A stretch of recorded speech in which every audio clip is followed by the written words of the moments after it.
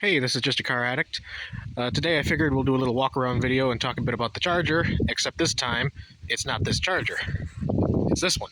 So for those of you who haven't been obsessed with a second gen Charger since you were born and can't tell what this is from the few straight panels, this is a 1968 Dodge Charger.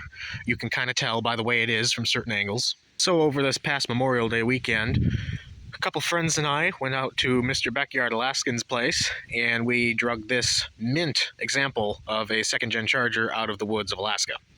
That being said, his truck took a little bit of damage getting the car out of the woods there. So again, thank you very much for helping out with that. Thank you to everybody, Austin, Brian, Nick, Sienna, everybody who helped make this happen. Much appreciated. You've likely already seen the Backyard Alaska video of us dragging this out of the forest.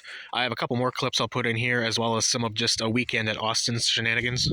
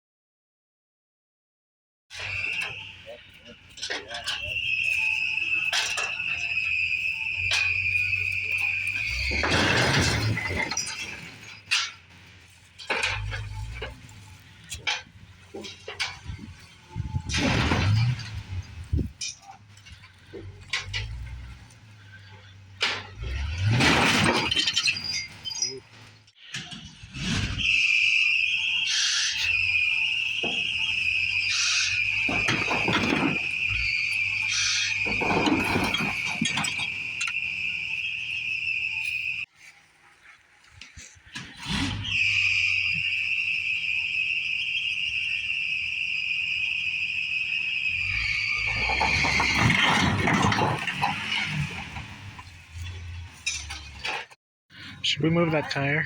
What? Yeah. Go for it.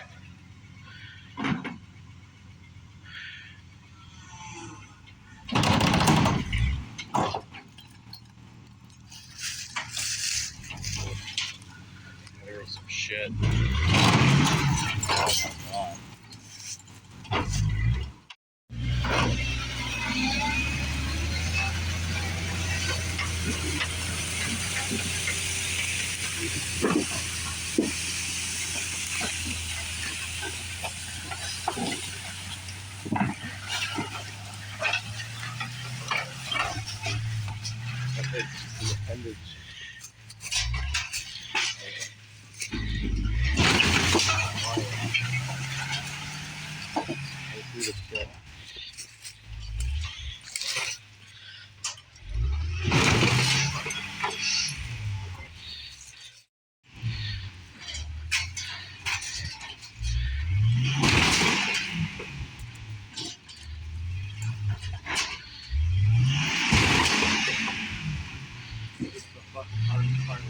Is he in the mud right now?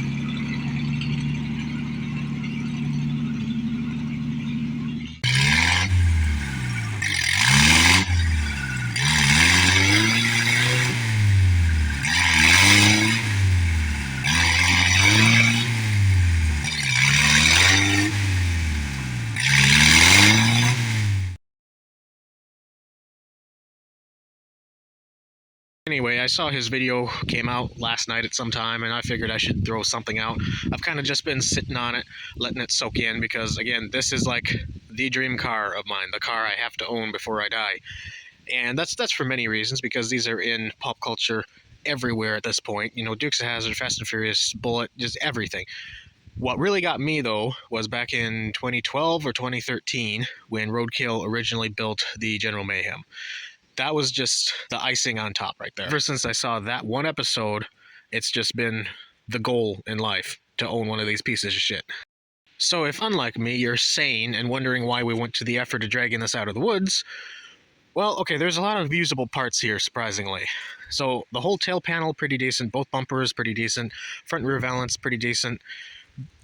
All of these marker lights have those. A complete dash. And then up front here, so everything from about here forward, perfectly fine. I just need to straighten out the fenders a bit. I have one of the headlight doors still in here. It is a shockingly complete and solid vehicle for sitting probably a half foot down in the sand and tundra where we got it. I mean, you just don't see this in second-gen Chargers.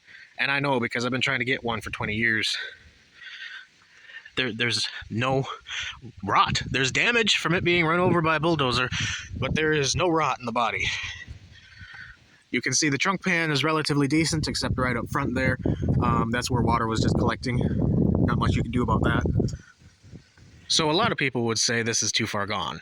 And logically speaking, that's correct. You are not going to make a profit fixing and flipping this car. That seems to be what anybody cares about at this point.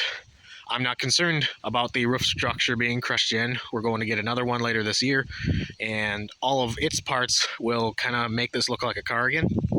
In the back of the old truck here, we have a couple other parts. The trunk lid, driver's side door, and another passenger side door from a 69 Charger, as well as a ton of little bits and pieces that would have fallen out of the car going down the highway. In the meantime, because it's the stuff of legend, what I want to do is take my 318 and 727 and just plop it in here and drive it up and down the road kind of how it's sitting now, because I think that would be pretty fucking cool.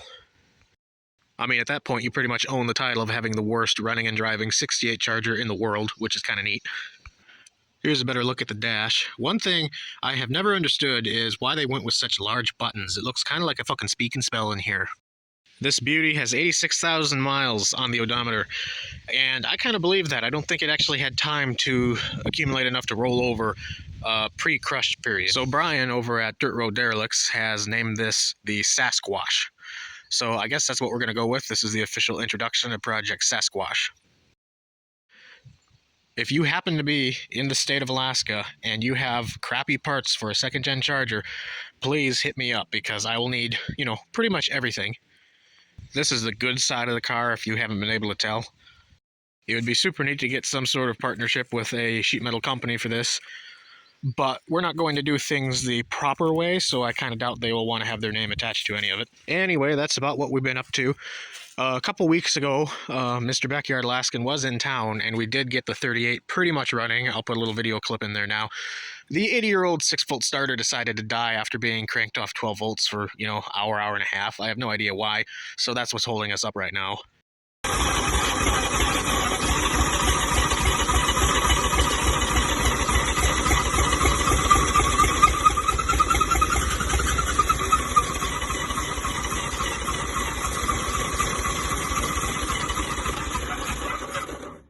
Again, huge thank you to everybody who helped make this happen. Much appreciated. Now I can spend the next 60 years making it look like a car again. All of a sudden, the rotted to hell 74 Challenger doesn't seem so bad. I hope everybody's having a fantastic day, and you will be seeing much more of all this stuff in the very near future.